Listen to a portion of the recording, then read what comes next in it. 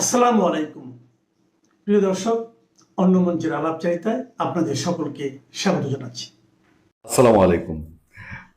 এমন কি দিন আসবে যে আমাদের খুব দ্রুত সময়ের মধ্যে দেখতে হবে, দ্রুত সময় বলতে কালের বিবর্তনে 2-4 বছর কিছু না, যে এখনো বিএনপি জামাত একটা সমঝোতার মধ্যে দিয়ে সংসদে চলছে। স্পেশালি আজকে জামাতের আমিরের সঙ্গে প্রধানমন্ত্রী আলাদা দেখাও দিয়েছে।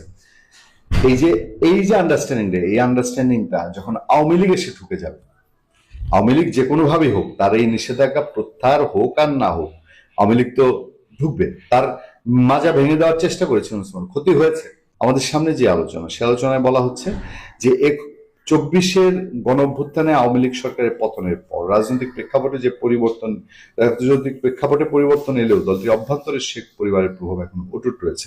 আমরা এটা অলরেডি জেনেছি, আমাদেরকে ইন্ডিয়া থেকে সাংবাদিকরা জানিয়েছে শেখ হাসিনা তার নেতৃত্বে পরিবর্তন তো করছেনই না, করার কোনো চিন্তাও করছেন না। বড়জোর তার ছেলে সজীব অজিত জয়কে মুখপাত্র নিয়োগ করতে পারেন এবং আওয়ামী লীগের অন্যান্য নেতৃবৃন্দ যাদের প্রতি অ্যালার্জি থাকুক, সমালোচনা থাকুক, এটা ওবায়দুল কাদের বলেন, জাহাঙ্গীর কবির নানক বলেন, বাহাউদ্দিন নাসিম বলেন, তারা তাদের মতো করে দলে এখনো প্রভাবশালী আছেন এবং তারাও যতদিন বেঁচে আছেন তারাই আওয়ামী লীগের নেতৃত্বে থাকবেন। 2024 সালে 5 আগস্ট সাবেক প্রধানমন্ত্রী শেখ হাসিনা ভারতে যাওয়ার পর দলটির কার্যক্রম নিষিদ্ধ হলেও গুরুত্বপূর্ণ সিদ্ধান্ত ও বার্তা দেওয়ার ক্ষেত্রে তারাই এখনো নেতৃত্ব দিচ্ছেন। আওয়ামী লীগের দলীয় সূত্র বলছে, সাংগঠনিক কার্যক্রম বন্ধ থাকলেও আওয়ামী লীগ ও এর অঙ্গ সংগঠনের নেতাকর্মীরা বিভিন্নভাবে সক্রিয় থাকার চেষ্টা করছেন। দেশের ভেতরে ও বাইরে অবস্থানরত নেতাকর্মীদের সঙ্গে যোগাযোগ রেখে তাদের রাজনীতিতে সক্রিয় হওয়ার নির্দেশনা দেওয়া হচ্ছে। শেখ হাসিনা আগের চেয়ে অনেক বেশি ডিরেক্টলি তার নেতাকর্মীদের সঙ্গে যোগাযোগ করছে। আপনাদের মনে আছে তারেক রহমান যখন লন্ডনে থাকতেন, তারেক রহমান প্রত্যন্ত চরের ইউনিয়নের বিএনপির নেতাকর্মীর সঙ্গে তিনি লন্ডন থেকে over phone, WhatsApp, Messenger, Telegram বিভিন্ন কিছুতে তিনি যোগাযোগ করতেন এবং নেতাকর্মীদেরকে নির্দেশনা দিতেন কাজ করার জন্য। শেখ হাসিনা এখন ঠিক ওই পলিসিটাই নিয়েছেন। তিনি একদম তৃণমূলের যারা যারা নেতৃত্ব দেওয়ার মতো তাদের সাথে সরাসরি তিনি যোগাযোগ রাখছেন বলেই বিভিন্ন সূত্রে খবর পাওয়া যায়। দেশের বাইরেও, ভেতরেও বাইরে অবস্থানরত নেতাকর্মীদের সঙ্গে যোগাযোগ রেখে তাদের রাজনীতিতে সক্রিয় হওয়ার নির্দেশনাও দেওয়া হচ্ছে। দিল্লিতে অবস্থানরত শেখ হাসিনা নিয়মিত বিবৃতি ও অডিও বার্তার মাধ্যমে মতামত দিচ্ছেন এবং অনলাইনে নেতাকর্মীদের সঙ্গে যোগাযোগ রাখছেন। তবে এখনো পর্যন্ত তাকে প্রকাশ্যে কোথাও দেখা যায়নি বা ভিডিও মাধ্যমে উপস্থিত হতে দেখা যায়নি। এটা একটা টেকনিক, এটা কৌশলগত কারণে ভারতের সাথে হয়তো পরামর্শক্রমে শেখ হাসিনা প্রকাশ্যে আসছেন না, ইভেন ভিডিও তো দেখা দিচ্ছেন না। নিশ্চয়ই এটা তার একটা স্ট্রাইকিং পয়েন্ট হিসেবে রেখে দেওয়া হয়েছে। শেখ হাসিনা সারা জীবনই তো আর যতদিন বেঁচে থাকেন তিনি একেবারে এরকম নিজেকে আড়ালে লুকিয়ে রেখে দিবেন, এটা তো ভাবার কোনো কারণ নেই। সুতরাং আমরা এর আগের দিন বলেছি যে ইন্ডিয়াতে একটা সুরা হতে পারে, ইন্ডিয়ায় দেন দরবার একটা হচ্ছে, হবে, সেটা সব পক্ষের সাথেই। একইভাবে আওয়ামী লীগ তার মাঠের প্রস্তুতি রাখছে যে যদি নিষেধাজ্ঞা সরকার না তুলে তাহলে সে কি ধরনের অ্যাকশনে যেতে পারে, সেইটার প্রস্তুতি চলছে বলেই পত্রপত্রিকার খবরে বিস্তারিত জানানো হচ্ছে। আপনি যে প্রশ্নটা করেছেন, এখন আমার ভাবির পোলাদের কথা মনে হয়ে যাচ্ছে। এরা তো সারাদিন চিৎকার করতো India boycott, India boycott, India boycott, Delhi না ঢাকা, দিল্লি না ঢাকা। মানে এরা তো লজ্জা পায়, বলতে পারে না যে দিল্লি না লাহোর, দিল্লি না লাহোর। এই কথাটা বলতে তারা লজ্জা পেত, তাই এখানে দিল্লি না ঢাকা, দিল্লি না ঢাকা। আপনি দেখেন খলিলুর রহমান সাহেব যখন রোহিঙ্গা মিনিস্টার ছিল, মানে আমার ভাষায় বললাম আর কি, জামালপুরের ভাষায়, তখনও কিন্তু তিনি একবার দিল্লিতে গিয়েছিলেন, আমরা জেনেছি। তারপরে তিনি লন্ডনেও গিয়েছিলেন, তাও জেনেছি। আজকে এই যে দিল্লি যাচ্ছে কেন, কি কারণে? কোনো না কোনো তো ঘটনা রয়েছে। তিনি সরাসরি রোহিঙ্গা মিনিস্টার থেকে হয়ে গেলেন সরাসরি উপদেষ্টা, যাদের আমি অপদেষ্টা বলতাম। তারপর তিনি অপদেষ্টা থেকে এই সরকারেরও উপদেষ্টা হয়ে গেলেন। সরি, এই উপদেষ্টা থেকে সরাসরি মন্ত্রী হয়ে গেলেন। তা আবার কোন মন্ত্রী? যেই সেই মন্ত্রী না। মানে ভাবাই জানে এত বড় একটা গুরুত্বপূর্ণ পদ যাকে দেওয়া হলো, সেই রজার রহমান বা খলিলুর রহমান বা ব্লেজার রহমান বা রেজার রহমান, যার পাসপোর্টই বাংলাদেশের না, যিনি দীর্ঘদিন থাকলেন বিদেশে, মানে আমেরিকায় থাকলেন। তার বিরুদ্ধে রয়েছে পরকীয়ার অভিযোগ। দেখ, পরকীয়া এখন তো ব্যক্তিগত ব্যাপার, সেখানে হলেও একটা কথা ছিল। সেখানে 2টা হত্যা হয়েছে তার কারণে। ধারণা করা হয় যে এই হত্যার পিছনে তার ইন্ধন রয়েছে, কেউ কেউ বলে। সেই রজার রহমান পালিয়ে গেলেন বাংলাদেশে এই কারণে, যার সাথে পরকীয়া করতেন তার স্বামী তাকে মেরে তিনি আবার আত্মহত্যা করেন, এই ভয়ে তিনি চলে গেলেন। সেই রেজর রহমানকে এই দেশে পররাষ্ট্রমন্ত্রী বানানো হলো। তার জন্য কিন্তু আমি আগে তাকে বলতাম মুসলেকা পররাষ্ট্রমন্ত্রী। তারপরে আমি আমার কথাটা ফিরিয়ে নিয়েছি। এখন আমি বলি তিনি মুসলেকা পররাষ্ট্রমন্ত্রী নন, তিনি মুসলেকা নেওয়া পররাষ্ট্রমন্ত্রী। তিনি এই তারেক রহমান এবং জামাতের আমিরের কাছ থেকে তাদের কাছ থেকে মুসলেকা নিয়ে তিনি পররাষ্ট্রমন্ত্রী হয়েছেন। তো সেই পররাষ্ট্রমন্ত্রী এখন যাচ্ছে ভারতে বা দিল্লিতে, বিষয়টা কেমন হয়ে গেল না? এটা তো আমাদের ভাবির ছেলেরা, আমার ভাবির পোলাদের হৃদয় ভেঙে যাবে। তো তিনি দিল্লি যাচ্ছেন কেন? তিনি তো যাবেন লাহোর, তিনি যাবেন তুরস্কে বা আমেরিকা, যা তার দেশ, সেখানে যাবেন। তিনি দিল্লিতে কেন যাচ্ছেন? দিল্লিতে তো যায় দিল্লির দালালেরা, দিল্লিতে তো যাবে শেখ হাসিনা, দিল্লিতে যাবে আওয়ামী লীগ, দিল্লিতে যাবে ছাত্রলীগ, দিল্লিতে যাবে যুবলীগ। এরা কেন যাচ্ছে আমরা তো বুঝে উঠতে পারলাম না। এরা দিল্লি থেকে কি ইয়ার হাদির খুনির জন্য দিল্লি আক্রমণ করতে চাইলো, সেভেন সিস্টার খেয়ে ফেলতে চাইলো, দিল্লির এম্বাসিতে হাই কমিশনে আক্রমণ করলো। যদিও সে হাদির কথিত খুনি ধরা পড়ার পরে তাদের মুখে এখন বন্ধ। যে যত কিছুই করুক, মানে একটু শব্দটা শুনতে খারাপ শোনা যায়, তাই ওটা বললাম না। আর যতই ফালাফালি করুক, দিল্লি ছাড়া বাংলাদেশের অস্তিত্ব বিপন্ন হয়ে যাবে, অস্তিত্ব বিলীন হয়ে যাবে। আমি বারবার বলেছি, এখনো বলি, আবার ভবিষ্যতে বলবো, যে আপনি আমেরিকার সাথে পাঙ্গা নিয়ে টিকতে পারবেন 2 বেলা খায় পেলেও, 3 বেলার জায়গায় 5 বেলার জায়গায়। আপনি সৌদি আরবের সাথে পাঙ্গা নিয়ে 1 বেলা হলেও খেয়ে থাকতে পারবেন। কিন্তু যেদিন ভারতের সাথে পাঙ্গা নিবেন, দিল্লির সাথে পাঙ্গা নিবেন, আপনি না খেয়ে মারা যাবেন। কেউ আপনাকে ঠেকাইতে পারবে না, কেউ না। ইতিহাস তাই বলে। একটা সরকার 15 দিন হয় নাই, তারেক রহমানকে হাত পাততে হইল ডিজেলের জন্য ভারতের কাছে। উপায় নাই, উপায় নাই গোলাম হোসেন, উপায় নাই। যত কিছুই করো, উপায় নাই গোলাম হোসেন। সেই নওয়াব সিরাজউদ্দৌলা নাটকের সেই প্রখ্যাত বিখ্যাত ডায়লগ, উপায় নেই গোলাম হোসেন, উপায় নেই।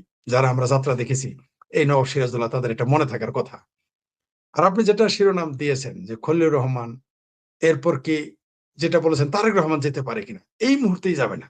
কারণ এই শীঘ্রই যদি যায় তাহলে সমালোচিত হবে, এই ভয়ে যাবে না। কিন্তু মূলত এই পররাষ্ট্রমন্ত্রীর যাওয়া আর তারেক রহমানের যাওয়া একই কথা। হতে পারে দিল্লি থেকেও আবার কোনো নরেন্দ্র মোদী আসবেন না, তার কোনো বড়, তার পক্ষে থেকে শক্তিমান কোনো প্রতিনিধি এই দেশে আসবেন। যেমন জয়শঙ্কর চলে এসেছিলেন খালেদা জিয়ার শোক বার্তা জানাইতে। আবার দেখেন কি সুন্দর চিঠি লেনদেন হয়েছে ঈদে, আপনি জানেন। তো এগুলো কি বোঝা যায়? বাংলাদেশ কখনোই, যে কোনো সরকারি ক্ষমতায় থাকুক, খোদ আমার ভাবির পোলারাও যদি ক্ষমতায় আসতো, এই ভাবির পোলার যে জ্যাঠা শ্বশুর এই জামাতিরাও ক্ষমতায় আসতো, যদিও কোনোদিন আসবে না, তারপরেও কিন্তু এই দিল্লি ছাড়া তাদের কোনো উপায় থাকতো না, কোনো উপায়ই থাকতো না। আপনি দেখেন, আজকে যারা বলেছিল, যেটা আমরা বহুবার আলোচনা করেছি, আপনার চ্যানেলও আলোচিত হয়েছে, অন্য জায়গায় আলোচনা হচ্ছে, যে তেলের কথা বললো যে এখান থেকে তেল পাচার হয়ে ভারতে চলে যাবে, আজকেও সেই ভারত থেকে 7,500 মেট্রিক টন ডিজেল আসছে। মানে মিথ্যা কথা বলার, ভণ্ডামির একটা সীমা থাকা উচিত। এদের চক্ষু লজ্জা নাই। এই যে মামার দেশ নাকি চামারের দেশ নামে একটা পত্রিকা আছে, রাজাকারের বাচ্চা রাজাকার, যে শ্বশুর বাড়ি থেকে তাকে ঘেঁটি ধরে লাথি দিয়ে বের করে দিয়েছিল দুর্নীতির অভিযোগে মাহমুদুর রহমান। এই মাহমুদুর রহমানের চামারের দেশে কত কথাই না আমরা এই পত্রিকায় শুনেছি। এই পাইপলাইন নিয়ে কত কথা শুনলাম আমরা, কত কথা শুনলাম শেখ হাসিনার বিষয়ে। এমনকি বামপন্থীরা চিকরি করলো যে ভারতকে দেশ দিয়ে দিচ্ছে, ভারতকে। এখন তেল কই থেকে আসে? এখন তেল তো আমরা আমেরিকা থেকে আনতে, আমেরিকা থেকে ডিম আসে, আন্ডা আসে, তেল আসে, কিন্তু ডিজেল আসে কিন্তু ভারত থেকে। পাকিস্তান থেকেও চাল আনে, যদিও সেই চালটা ভারতেরই, দুবাই হয়ে আসছে। কই পাকিস্তান থেকে এক ফোঁটা তেল তো আনতে দেখলাম না। বহু তেল তো ইরান থেকে, পাকিস্তান ইরানের তেল চুরি করে একটা প্রদেশের বৃহত্তর একটা অংশ চলে। ইরানের তেল ব্ল্যাক করে আম পাবলিক, যেমন আমাদের বাংলাদেশ ভারতের সীমান্তে গরু চুরি হয়, গরু পাচার হয়, চাল পাচার হয়, ডাল পাচার হয়, চামড়া পাচার হয়, তারপর পাট পাচার হয়, সার পাচার হয়, বহুবিধ জিনিস পাচার হয়, তাই না? তেমনি ইরান থেকে পাচার হয় কি একটাই জিনিস হয়, ইরানে, মিডল ইস্টে তেল। তেল ছাড়া তো আর তাদের কিছু নাই। ওই তেল পাচার করে চলে পাকিস্তানের একটা বৃহত্তর অংশ। তো তেল আনুক, ওইখান থেকে পাচার করে তেল বাংলাদেশে আনুক। পাকিস্তানের বন্দর থেকে তো আমাদের বন্দর আনা আনুক, দেখি, আমরা একটু দেখি। কই তা তো দেখলাম না। সেই শেষ ভরসা ভারত। তো ভারতের দিকে যেতেই হবে, ভারত ছাড়া আপনার কোনো উপায় থাকবে না। আমরা মইজুর মতো লোককে দেখেছি ভারত বিরোধিতা করে করে ক্ষমতায় গেল, 1 বছর পরে নরেন্দ্র মোদীর হাতে পায়ে ধরে কান্নাকাটি করে পানি পর্যন্ত নিয়েছে, পানি, পানি, খাবার পানি, 3 কাপ পানি। আবারও বলতেছি, 3 কাপ পানি এই নরেন্দ্র মোদীর কাছ থেকে নিয়ে মালদ্বীপের লোকদের চলতে হয়। চায়না থেকে পানি এসেছিল, ওই দেশের লোক খায় নাই, শেষে ভারতের পানি নিয়ে নরেন্দ্র মোদীর পায়ে ধরে মৈর্যকে টিকে থাকতে হয়েছে। আর বাংলাদেশের 1 বছর লাগে নাই, 2 সপ্তাহ পরে ভারতের কাছে যেতে হয়েছে। আর এই যে তৃতীয় নাকি চতুর্থ সপ্তাহ পরে আবারও ভারতের কাছে, ধন্যবাদ দিতেই হবে। আওয়ামী লীগকে যতই গালি দেন, যতই গালি দেন, যত গালি দেন, উপরে উপরে ওগুলো আমরা বুঝি, কিন্তু আমাদের দেশের মানুষগুলো দেখবেন যারা অন্ধ সমর্থক, এদের আপনি বুঝাইতে পারবেন না। তারাও জানে, জেনে শুনেই তারা বিরোধিতা করবে, এদের আপনি বুঝাইতে পারবেন না। তবে দিল্লি ছাড়া আমাদের কোনো উপায় নেই, বারবার বলেছি। বরং বাংলাদেশের সাথে দিল্লির সুসম্পর্ক হইলে দিল্লির চাইতে ঢাকার বেশি লাভ, আমি আপনাকে প্রমাণ করে দিতে পারি। কারণ বাংলাদেশের মার্কেট কত? 18 কোটি। ভারত যত কিছু করুক, মার্কেট তো আপনি 18 কোটির উপরে বানাইতে পারবেন না। আর 55,000 বর্গ মাইলের বেশি বানাইতে পারবেন না। ভারত কত বর্গ মাইলের দেশ? ভারতের মানুষ সবচেয়ে বেশি। জি, সালাম নিলাম, আপনাকেও সালাম। আপনার ভারতে 140 কোটির উপরে মানুষ, তাহলে মার্কেট কোনটা বড়? তাহলে লাভ কার বেশি? কালকে যদি আমি শুধুমাত্র জুট মিল থেকে সুতা বানিয়ে পাঠাই, সুতা সুতা, যে সুতা দিয়ে ওই যে মানে হাট বাজারে সদাইপত্র বাদ দেয়, এই সুতা বিক্রি করি, বাংলাদেশের দ্বিতীয় মার্কেট দরকার নেই। শুধু সুতা, চটের কথা বাদ দিলাম, বস্তার কথা বাদ দিলাম, পাটজাত দ্রব্যের কথা বাদ দিলাম। চীনের সাথেও তো আমাদের সম্পর্ক ভালো, চীনের সাথেও তো আমরা বন্দরে ব্যবসা করতে, পানিপথে ব্যবসা করতে পারি। তাহলে চীন আর ভারত যদি আমাদের সাথে থাকে, আমাদের পৃথিবীতে কোথাও যাওয়ারই দরকার নাই। আপনি তো প্রোডাক্ট কোথায় বিক্রি করবেন? যদিও চীন কিনে না কিছু, চীন তো বলছিয়া না, সে কাঁচামাল কিনবে। চীন কোনো প্রোডাক্ট আপনার কিনবে না, কারণ চীন নিজেই প্রোডাক্ট বিক্রি করে। কিন্তু ভারত তো আমাদের জন্য মার্কেট। আরে ভাই, এই যে শার্টটা দেখছেন, এই শার্ট পাটের তৈরি, পাটের এটা ভাবা যায়, এটা পাটের তৈরি? আপনি ভাবতে পারেন এটা পাটের তৈরি শার্ট? এই শার্টটার দাম কত? কয় ছটাক পাট লাগছে এখানে, কয় ছটাক আমাকে বলেন। বলেন এই শার্টটা কয়, এটার দাম 2200 টাকা। এই শার্টের দাম 2200 টাকা। কয় ছটাক পাট লাগছে বলেন আপনি আমাকে, এবং মোটা। আপনি এইখানে আমাদের এটা সর্বোচ্চ এখানে 100 টাকার পাট লাগবে, সর্বোচ্চ এখানে 100 টাকার কেমিক্যাল লাগবে, কারেন্ট সহ, মানে 300 টাকা। ট্যাক্স আরো হাবিজাবিদের সর্বোচ্চ এর দাম বাংলাদেশি টাকা 500 টাকা পড়বে। আরে ভাই, আপনি যদি 1000 বিক্রি করেন তাও দ্বিগুণ লাভ। ভারত ছাড়া আমাদের কোথাও দরকার আছে আমার মার্কেট? কোনো দরকার নাই, কারণ ভারতের একটা অংশে মোটা শার্ট পরে, আর শীত আর গরম দেখে না, সবসময় পরে। তীব্র গরমের মধ্যে এই শার্ট পরে থাকে তারা। কেন আমরা এটা দেখি না? জুতা ভারতে, আপনি ভারতে জুতার সোল, পাটের জুতার সোল বানায় ভারত আর চায়নাতে বিক্রি করলে পৃথিবীতে আপনার দরকার আছে? আপনি বেচেন না, পাইকারি বেচেন, সমস্যা কি? কিন্তু আমাদের এইদিকে চিন্তা নাই, আমাদের হলো সারাদিন বিরোধিতা করতে হবে। রাজনীতির মধ্যে আপনি দেখেন, মানে বিরোধিতার কারণে বিরোধিতা। বাংলাদেশের সাথে যদি ভারতের সীমান্ত কোন্দল না থাকে, আমি লিখে দিতে পারি আপনাকে, বাংলাদেশ 10 বছরে সিঙ্গাপুরের চেয়ে বেশি ধনী হবে ভারতের সাথে সুসম্পর্ক থাকলে। এই কথাটাই দেশের আওয়ামী লীগের লোকদের আমি বুঝাইতে পারি না। বিএনপি তো দূরের কথা, জামাত তো ঘাওরামি করে, কিন্তু জামাতের ক্ষমতায় আনেন। জামাত যদি কোনোদিন এই বাংলাদেশের ক্ষমতায় আসে, আপনি লিখে রাখতে পারেন সে ভারতের সাথে আজীবন চুক্তি করবে। লিখে রাখেন, যদিও জামাত কোনদিন ক্ষমতায় আসবে না। জামাত যদি আসতে পারতো, সবার আগে ভারতের সাথে ভারতের মার্কেট সে ব্যবহার করতো। জামাত কিন্তু এই শিয়ানাগিরি কাজটা করতো, নিশ্চিত থাকেন এটা করতো। এটা বিএনপিও বুঝে না, আওয়ামী লীগের লোকেরা মাঝে মধ্যে বুঝে না। আজকে তারা আমাদের রপ্তানি করতে দিয়েছে কম টাকায়, আমরা দিল্লি থেকে রপ্তানি। আরে ভাই, ভারতটাকে আপনি মার্কেট বানান না। 140 কোটি মানুষ, 1 টাকা করে প্রতিদিন যদি আসে, প্রতিদিন 140 কোটি টাকা আপনার পকেটে ঢুকবে। এই জিনিসটা বুঝাইতেই পারি না, বাংলাদেশের সিনেমা উন্নত মানের বানায় আপনি ভারতে রপ্তানি করেন। সিনেমা আমাদের দেশে চলবে না, আমাদের দেশে অত সিনেমা হল নাই, আমরা না খাই মারা যায় আমাদের শিল্পী। কিন্তু আপনি উন্নত মানের সিনেমা বানিয়ে ভারতে পাঠান না, আপনার সমস্যা কি? এখন ভারত কখন দেখবে? যখন আমার সাথে সম্পর্ক ভালো। কিন্তু আপনি ভারতের 7 স্টার খাই ফেলবেন, দিল্লি দখল করবেন, আপনি আমার বাড়ি দখল করবেন, তো আমার বাড়িতে আপনি ঢুকতে দিব? এই বাংলাদেশে 19,000, আমি দুঃখিত আর 2 মিনিট সময় দিয়েছি, হয়তো বেশি নিয়ে ফেলেছি যেহেতু প্রসঙ্গটা চলে আসছে। দুই দুই এই দেশের 1971 সালে 19,000 সৈন্য শহীদ হয়েছে ভারতের, আমাদের স্বাধীনতা যুদ্ধে। তাহলে ওই দেশটার সাথে আমার কেন ভিসা লাগবে যাইতে? এই প্রশ্ন আগে আমি জানতে চাই বাংলাদেশ সরকার এবং ভারত সরকারের কাছে। কেন আমি ভিসা করে যাব? কেন, যে বাংলাদেশের 1 কোটির উপরে মানুষ আশ্রয় নিয়েছিল ভারতে, কেন সেই ভারতে আমাকে যেতে ভিসা নিতে হবে? কেন সেই ভারতকে আমার দেশে ভিসা নিয়ে আসতে হবে, যাদের 19,000 সৈন্য এই দেশে রক্ত দিয়েছে আমার স্বাধীনতার জন্য, তার সাথে আমার সম্পর্ক আমার পুত্রের চাইতে বেশি থাকার কথা, পিতার চাইতে বেশি থাকার কথা, মায়ের চেয়ে বেশি থাকার কথা, কন্যার চেয়ে বেশি থাকা। আপনার সম্পত্তি, আপনাদের দুইজনের সম্পত্তি দখল টিকায় রাখতে বা আপনাদের অধিকার অর্জনে আমার সন্তান যদি মারা যায়, আপনার বাড়িতে যাইতে আমার অনুমতি লাগবে নাকি? ভাই দাওয়াত দেন তারপরে যাব? বা আপনি যদি আমার জন্য রক্ত দেন, আপনার সন্তান আমার জন্য রক্ত দেয়, আমার পরিবারের জন্য, জামালপুর জেলার জন্য যদি আপনারা দুইজন রক্ত দেন, জামালপুর যাইতে আপনার ভিসা লাগবে নাকি? না দাওয়াত দিয়ে যাইতে হবে আপনার? কেন তাহলে ভারতকে এখানে ভিসা লাগবে, আমাদের কেন ভিসা লাগবে? কারণ আমাদের মধ্যে আস্থার অভাব। এই আস্থা, রাজনৈতিক আস্থা, এই ধ্বংস কামনা দুই পক্ষেরই ক্ষতি হচ্ছে। অথচ ভারতও লাভবান হইতো, আমরা সবচেয়ে বেশি লাভবান হইতাম। কারণ আমাদের আছে কি আর নিব কি? অর্থাৎ আমার পুঁজি হলো মনে করেন 100 টাকা, আর আপনার পুঁজি হলো 1 লাখ। মানে আমার পুঁজি হলো 1000, আপনার হলো 1 লাখ। লাভটা কার বেশি হবে ব্যবসা করলে? আমার বেশি হবে, কারণ আমার পুঁজি তো 1000, আপনার হলো 1 লাখ, ওইখানে আমার লাভ হবে। এই জিনিসটাই দেশের রাজনীতিবিদদের বুঝাইতে পারি না। তারা সবসময় ব্যক্তিদ্বন্দ্ব, ঈর্ষা, জেদ, সাম্প্রদায়িক চিন্তা থেকে কাজ করে। ভাই ব্যবসার জন্য চীন আর ভারত সবচেয়ে প্রতিদ্বন্দ্বী একটা রাষ্ট্র, তারা কিন্তু ব্যবসা করতে ভুল করে না। আমেরিকার চায়না সবচেয়ে প্রতিদ্বন্দ্বী রাষ্ট্র। আমেরিকাতে কোন, যারাই ফোন দিয়ে কয় সব তো চাইনিজ, আমি তো আর আমেরিকা যাই নাই, যারাই জিজ্ঞেস করি তারাই বলে কয় সব আমেরিকার প্রোডাক্ট। আর বাংলাদেশটা তো পুরাই চাইনিজ প্রোডাক্ট, সব চাইনিজ প্রোডাক্ট আমেরিকাতে। ভারতও, যে ভারতে একদা চাইনিজ বিষয় নিষিদ্ধ ছিল। আমি 2000 সালেও যখন যাইতাম চীনের পণ্য পাইতাম না। 2000 সালেও আমি খুব একটা চাইনিজ প্রোডাক্ট দেখি নাই, কিন্তু এখন পুরো ভারত চাইনিজ প্রোডাক্টে ভরপুর। তাহলে তারা চিরশত্রু হয়ে ব্যবসা করতেছে, আমেরিকা ব্যবসা করতেছে চায়নার সাথে, চায়না ব্যবসা করতেছে ভারতের সাথে। তা আমরা কি দোষটা করলাম?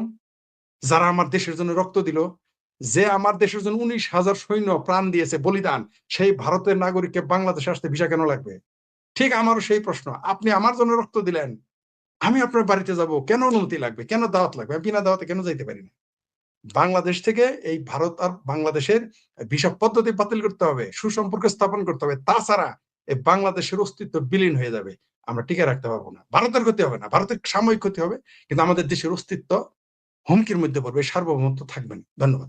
বাংলাদেশে টিকাদান কর্মসূচিতে ব্যাপক সাফল্যের পরে হঠাৎ করে কি এমন ঘটলো যে এখন অসংখ্য শিশু হামে মারা গেছে?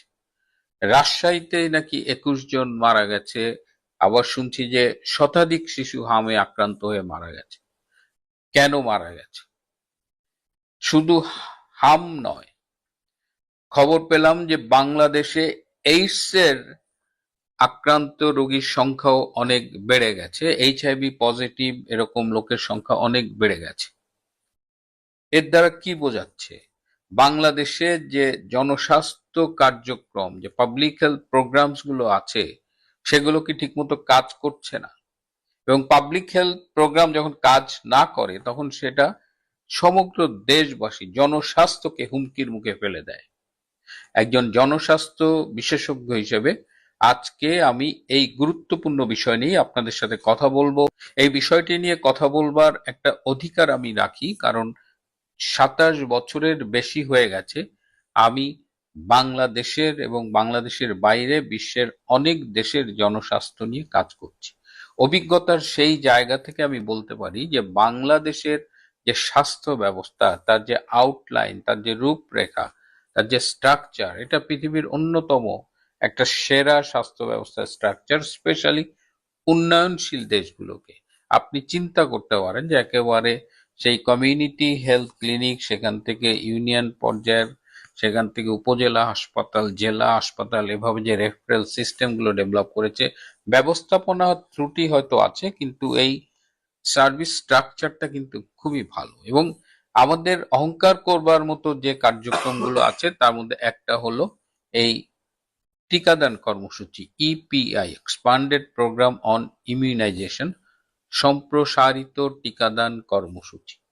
এবং বাংলাদেশে এইটার শিশুরা যেন নিয়মিত টিকা নেয় জন্মের পর থেকেই, এবং এর জন্য নিয়মিত প্রোগ্রামগুলো তো আছেই, এছাড়াও মাঝে মধ্যে ক্যাম্পেইন করে, special campaign for vitamin A, special campaign for measles, এরকম মাঝে মধ্যেই যখন যেটার প্রয়োজন, গুরুত্বপূর্ণ যেটা, সেটার জন্য কিন্তু এই ক্যাম্পেইন গুলো করা হয়। এবং বাংলাদেশে এই বাংলাদেশে এই টিকাদান কর্মসূচিতে মূলত সহায়তা প্রদান করে বিশ্ব স্বাস্থ্য সংস্থা, ইউনিসেফ এবং গ্যাভি। গ্যাভি হলো একটা global alliance on for vaccine and immunization. এই গ্যাভি কিন্তু বাংলাদেশের টিকাদানের যে পারফরমেন্স তার জন্য সেই 2009 সালে আর 12 সালে, if I am not mistaken, দুইবার কিন্তু বাংলাদেশকে বেস্ট পারফর্মিং কান্ট্রি হিসেবে পুরস্কৃত করেছে। এবং 2019 সালে বাংলাদেশে এই টিকাদান কর্মসূচির সাফল্যের জন্য আমাদের মাননীয় প্রধানমন্ত্রী শেখ হাসিনাকে ভ্যাকসিন হিরো পদক দেওয়া হয়। অর্থাৎ আমাদের দেশের এই যে ইমিউনাইজেশন, আমাদের দেশের অ্যাটলিস্ট 95% শিশু কিন্তু এই কাভারেজের ভেতরে আছে। এবং হার্ড টু রিচ যেসব এলাকা আছে, সেই দুর্গম পাহাড়ি এলাকা বা যেখানে পৌঁছতে কষ্ট হয়, সেইগুলোকে স্পেশাল টার্গেট করে সেখানে কিন্তু এই ইমিউনাইজেশন প্রোগ্রামটাকে অ্যাড্রেস করা হয়েছে। এবং ইমিউনাইজেশন প্রোগ্রাম যাতে সফল হয় এই জন্য মাঠ পর্যায়ে অসংখ্য কর্মীকে চাকরি দেওয়া হয়েছে। তাদের কাজই হলো মানুষকে উদ্বুদ্ধ করে এই টিকা কর্মসূচি সফল করা। তো এই সাফল্যের পরে হঠাৎ আজকে যখন আপনাদের সামনে কথা বলছি, তখন শুনছি একদিন 21 জন মারা গেছে, আবার শুনছি 100 জন মারা গেছে। তখন এটা তো মেনে নিতে কষ্ট হয়। কেন এরকম হয়েছিল, এর পেছনে কারণটা কি? সেই কেঁচো খুঁড়তে সাপ বেরোনোর মতোই আমরা দেখলাম যে গত 24 সালের 5ই আগস্ট অবৈধ ক্ষমতা দখলের পর থেকে ইউনূস সরকার মোটামুটি স্বাস্থ্যের উপরে একেবারে খড়গ চালিয়েছে। স্বাস্থ্যের যে যে কাজগুলো, যে পাবলিক হেলথ প্রোগ্রামগুলো ছিল, এগুলোর উপরে ব্যাপক কাটছাট করা হয়েছে। তারা যে প্রতি বছর অপারেশনাল প্রোগ্রাম বাজেট করে যে একটা স্পেশাল কাজগুলো করতো, সেটা টোটালি বন্ধ করে দিয়েছে। অথচ স্বাস্থ্যে কিন্তু লুটপাট থেমে থাকেনি। স্বাস্থ্যের যে উপদেষ্টা ছিলেন, গার্লফ্রেন্ড কোটায় যিনি উপদেষ্টা হয়েছিলেন, নূরজাহান বেগম, তার লুটপাটের কথা সর্বজন বিদিত। আরেকজনের নাম আমরা শুনি না, কিন্তু তিনি ডক্টর ইউনূসের এই স্বাস্থ্য বিষয়ক বিশেষ সহকারী ছিলেন, অধ্যাপক সাইদুর রহমান খসরু। শোনা যায় তিনিও শত শত কোটি টাকার মালিক হয়েছেন। এবং এই যে ডিজি অফিসে যেসব পাবলিক হেলথ রিলেটেড প্রোগ্রামগুলো হতো, সেগুলো যে কাটছাট করা হয়েছে, এর পেছনে এই ডক্টর সাইদুর রহমান একজন অন্যতম ইন্ধনদাতা। ইউনূস ক্ষমতা আসার পর থেকে বাংলাদেশ শিশুদের কোনো টিকা কেনেনি বলে অভিযোগ উঠেছে। যেখানে আপনার 1-2 বছর আগে থেকেই অর্ডার দেওয়া হয় টাকা পয়সা জোগাড় করে, সেখানে ডক্টর ইউনূস টোটালি স্টপ করে দিয়েছিল। এছাড়া ডক্টর ইউনূসের সাথে যারা ক্ষমতার শেয়ার করতেন, সেই সব মোল্লা গোষ্ঠী, মৌলবাদী গোষ্ঠী, তারাও কিন্তু এই ভ্যাকসিন ইমিউনাইজেশনের বিরুদ্ধে কথা বলতেন। ফলশ্রুতিতে আজকে যেটা দেখছি, হ্যাঁ, সেটা হওয়ারই কথা ছিল, কারণ এটা একদম পিওর সায়েন্স। অথচ বিএনপির বর্তমান যিনি স্বাস্থ্যমন্ত্রী সর্দার সাখাওয়াত হোসেন বকুল, তিনি বললেন গত 8 বছর ধরে নাকি বাংলাদেশে হামের টিকা দেওয়া হয় না। যদি 8 বছর ধরে বাংলাদেশে হামের টিকা না দেওয়া হতো, তাহলে আজকে যে মৃত্যুর কথাটা শুনছেন, এটা আরো অনেক আগে শোনা যেত। 17, 18, 19-এর দিকে মহামারী হয়ে যেত। কিন্তু 19 সালেই শেখ হাসিনা এই ভ্যাকসিন হিরো পুরস্কার পেলেন। অর্থাৎ সর্দার সাখাওয়াত হোসেন তিনি সত্যি কথাটা বলেননি। তিনি গতকাল সাংবাদিকদের সাথে কথা বলতে গিয়ে এই মিথ্যে তথ্যটি জাতিকে উপহার দিয়েছেন। তার কি প্রয়োজন ছিল এই মিথ্যে কথাটি বলবার? তার তো সরাসরি দায়িত্ব নেওয়ার দরকার নেই এই ব্যর্থতা। তিনি তো এটা ইউনূসের কাঁধে চাপিয়ে দিতে পারতেন। কিন্তু তিনি হাস্যকর ভাবে, যখন ইভেন 2023-24 সালে শেখ হাসিনার আমলে যে রাজশাহী বিভাগে এই ভ্যাকসিন কাভারেজ ছিল 99%, সেটা এখন ব্যাপকভাবে কমে গেছে। মাঠ পর্যায়ে 35% মাঠ কর্মী নাই, পদ শূন্য করে দিয়েছে এই ডক্টর ইউনূস। টাকা লুটপাট করেছে। অথচ এই টাকা দিয়ে এই যে শত শত কোটি টাকা নূরজাহান, সাইদুর রহমান গঞ্জে লুটপাট করেছে, তাদের এপিএসপিএসটা লুটপাট করেছে, সেই নূরজাহান এখন বিশাল অট্টালিকা বানাচ্ছে। আপনারা ভিডিওতে দেখতে পারেন। এই যে বন্ধু, দাদুর বাড়ি আন্ডার কনস্ট্রাকশন, দাদু আছে এই যে এই ঘরে।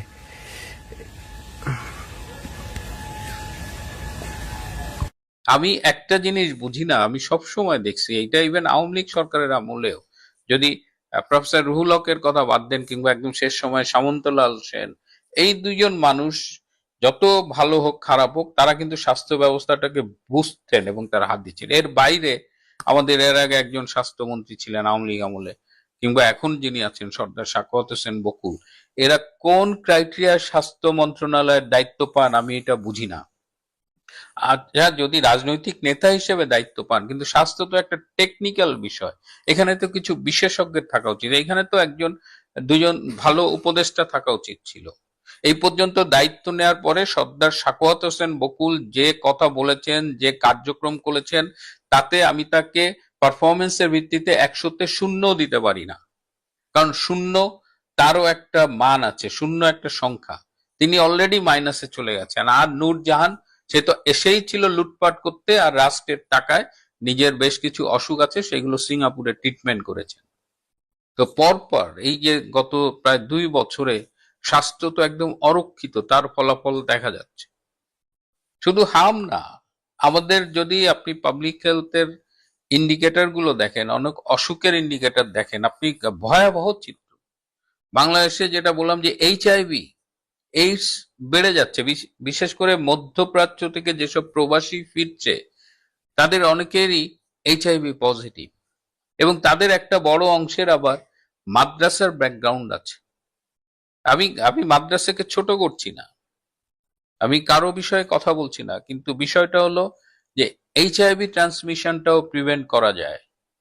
যে যে কারণে এইচআইভি ট্রান্সমিট করে সেটা প্রিভেন্ট করা যায়। ব্যক্তিগত কিছু আচার আচরণ আছে, ব্যক্তিগত কিছু বিষয় প্রোটেকশন ব্যবহার করা দরকার, তো সেইগুলো করলেই তো হয়। এবং এটাই তো পাবলিক হেলথ। পাবলিক হেলথের আমরা কি করি, আমরা যাতে অসুখটা হলে রাষ্ট্রের স্বাস্থ্য ব্যবস্থায় যে চাপ পড়ে চিকিৎসার উপরে সেটা কমানোর জন্য, আমরা অসুখটা যেন না হয় সেই প্রিভেন্ট করার জন্য চেষ্টা করি। এবং মিজেলস, এই যে আমরা শিশুর 9 মাস বয়সে প্রথম মিজেলসের ডোজটা দেওয়া হয়, এবং প্রথম 9 মাসে মায়ের দুধের থেকে এই মিজেলস বিরোধী উপাদান পেয়ে থাকে। সুতরাং এখন এই সর্দার সাখাওয়াত হোসেন বকুলের এইসব প্রলোভ বকা বা শেখ হাসিনার সাফল্যকে পাবলিকের কাছে মিথ্যে কথা বলে হেয় করার চেষ্টা না করে সত্যটা স্বীকার করে তার উচিত যে কিভাবে বাংলাদেশের মানুষের এই জনস্বাস্থ্য বিষয়ক কার্যক্রম উন্নয়ন করা যায়, তাদের স্বাস্থ্য ব্যবস্থাকে ভালো করা যায়, স্বাস্থ্যের সামগ্রিক উন্নয়ন করা যায়। আর নূরজাহান বেগম এবং সাইদুর রহমানকে অবিলম্বে গ্রেপ্তার করে তাদের জিজ্ঞাসাবাদ করে তাদের কাছ থেকে জানতে হবে যে কেন তারা স্বাস্থ্যের এই ধ্বংস সব আয়োজন চূড়ান্ত করে চলে গেছে। এর সাথে ডক্টর ইউনূসের কি সম্পর্ক ছিল, এগুলো খুব দরকার। আমি একজন বাংলাদেশী হিসেবে, একজন জনস্বাস্থ্য বিশেষজ্ঞ হিসেবে এই প্রশ্নগুলো করছি, আমি এই উত্তরগুলো চাই। এবং যারা ব্যর্থ হয়েছে, যারা একটা জাতিকে, একটা প্রজন্মকে, একটা পুরা শিশু প্রজন্মকে মৃত্যুর মুখে ঠেলে দিয়েছে, তাদের বিচার দাবি করছি। আমি পুরো ঘটনার সুষ্ঠু তদন্ত চাই। প্রিয় বন্ধুরা, আজ এ পর্যন্তই। ভালো থাকবেন, সুস্থ থাকবেন। আপনি 26শে মার্চে কোন আক্কেলে শেখ হাসিনার ছবি আপনি দিবেন? এরা যদি, অনেকে আমাকে বলছে তবে কি শেখ হাসিনার সমালোচনা করা যাবে না? আমি করার সমালোচনা করেছি উদিসির, এই যে কাফিদের, কাফির বিবি, আর একটা আছে কুত্তা কাফি, ওই যে একটা কি কন্টেন্ট ক্রিয়েটর নাকি, এই কাফিদের যখন সমালোচনা করেছি আমাকে অনেকে বলছে শেখ ফরিদ সাহেব আপনি তো বাম রাজনীতি করেছিলেন আগে, তো আপনি কেন প্রতিবাদ করতে দিবেন? আমি যে আপনাকে কে বলছে প্রতিবাদ করবেন না? আচ্ছা, আমিও যদি আমার বিরুদ্ধে আপনি লেখেন, আমার বিরুদ্ধে বলেন, কোনো সমস্যা নেই। আপনি আমাকে সারাদিন ভারতের দালাল বলেন, কোনো সমস্যা নেই। সারাদিন আওয়ামী লীগের দোষর বলেন, কোনো সমস্যা নেই। সারাদিন আমেরিকার দালাল বলেন, কোনো সমস্যা নাই। সারাদিন ইসরায়েলের দালাল বলেন, কোনো সমস্যা নেই। কিন্তু সেটা প্রেক্ষিতে আপনাকে বলতে হবে। আপনি আপনি গরুর রচনা যায় যদি ছাগলের লেজ নিয়ে আসেন, তাহলে তো হবে না। আপনি সমালোচনা করেন। 26শে মার্চে কেন? সেটা 26শে মার্চে কেন? সেটা হলো 26শে মার্চে কেন? আপনি 25শে মার্চে করেন, আপনি 22-23 মার্চ করেন, আপনি অন্য দিন করেন, বা 27শে মার্চে করেন। আপনাকে শুধু শেখ হাসিনা, আমি বলেছি যে আপনি হিয়ার পাশে শেখ হাসিনার ছবি কেন? গোলাম আজমের পাশে শেখ হাসিনার ছবি কেন? ও মানে আপনি ওই যে, মানে আপনি দুই কুল রক্ষা করতে চান। ওই আমাদের গ্রাম বাংলা একটা কথা আছে, দো দিল বান্দা কালেমা চোর, না পায় বেহেস্তে না পায় গোর। এই সমস্ত সিংহবামদের, এই জন্যই কিন্তু চাইনিজেরাও এদের বিশ্বাস করে না। জামাতি হেফাজতি আমার ভাবির পোলাদের এই জন্য কিন্তু চায়নাতে নিয়ে এই আপনার বেজিং এ নিয়ে যাইতেছে, এদের নেয় না, কারণ জানে এদের কোনো চরিত্র নাই। আপনি দেখেন শেখ হাসিনার সাথে তো ইয়াহিয়ার ছবি যায় না, আপনি 100 বার শেখ হাসিনার ছবি বিকৃতি করেন আমার আমি তো আওয়ামী লীগ করি না, আপনার বাধা দিব, আওয়ামী লীগ করলেও আমি বাধা দিতাম না। মনে করেন আমি আওয়ামী লীগ করি, শেখ হাসিনার ছবি কেউ বিকৃতি করেছে, আমি বাধা দিব না, আপনি প্রতিবাদ করেন, কিন্তু সেই প্রতিবাদের ক্ষেত্র, স্থান, কাল ব্যাপার আছে। ইয়াহিয়ার সাথে সেই ছবি কিভাবে যায়? ইয়াহিয়ার সাথে গোলাম আজমের ছবি যায়, ইয়াহিয়ার সাথে সাইদের ছবি যায়, ইয়াহিয়ার সাথে নিজামের ছবি যায়, সেখানে আপনি কিভাবে নিয়ে গেলেন তার ছবিটা? তার উপর আবার হিটলার নিয়ে আসলেন, বদমাইশি করার জায়গা পান না।